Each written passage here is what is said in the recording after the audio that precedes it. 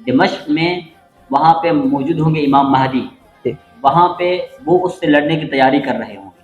اسی اثناء میں حضرت عیسیٰ علیہ السلام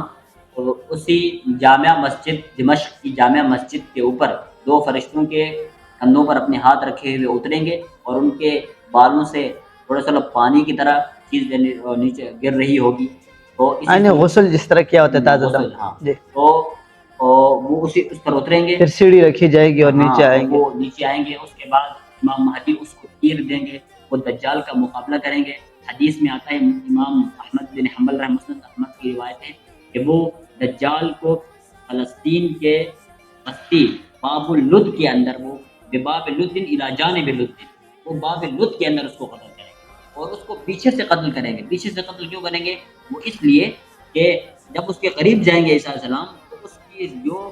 سانس ہوگی، سانس کی وجہ سے وہ پگھل جائے گا حضرت عیسیٰ علیہ السلام، اس وجہ سے دور سے اس کو قتل کریں گے، وہ پہلے سے ہی مر جائے گا۔ اللہ تعالیٰ نے اس کے عیسیٰ علیہ السلام کی سانس میں ایسی قدرت رکھی ہے کہ وہ اگر سانس بھی اس کو پہنچ جائے تو وہ پگھل جائے گا، اس لیے عیسیٰ علیہ السلام پیچھے سے جا کے اس کو قتل کریں گے۔ امام نووی رحمہ اللہ علیہ فرماتے ہیں کہ وہ مینارہ جس پر حضرت عیسیٰ علیہ السلام اتریں گے، وہ مشرقی جانب آج بھی موجود ہے، دمشق کی جامع مسجد، دمشق کی جامع مسجد آج بھی موجود ہے۔ اور عیسیٰ علیہ السلام جب آئیں گے، امام مہدی کا دور آئے گا، وہ 7 سال حکومت کریں گے۔ حضرت عیسیٰ علیہ السلام 40 سال حکومت کریں گے، انہوں نے ابھی شادی نہیں کی، شادی کریں گے، بچے ہوں گے، حج کریں گے، اس کے بعد نبی کریم صلی اللہ علیہ وسلم کے پہلو میں دفن ہوں گے۔ جس وہ حدیث میں آپ حضرات کے سامنے پیش کرتا ہوں کہ عبداللہ بن سلام جو پہلے یہودی کے بعد مسلمان ہوئے، وہ کہتے ہیں مکتوب فی التوراۃ صفت محمد و عیسی ابن مریم یدفن معہ، کہ تورات کے اندر حضرت عیسیٰ علیہ السلام اور نبی کریم صلی اللہ علیہ وسلم کی صفت یہ لکھی ہوئی کہ وہ دونوں ایک جگہ دفن ہوئے۔ ایک جگہ آج بھی وہ جگہ موجود ہے جناب رسول اللہ صلی اللہ علیہ وسلم کے قریب، ہاں وہ ایک جگہ موجود ہے، وہ حضرت عیسیٰ علیہ السلام کی۔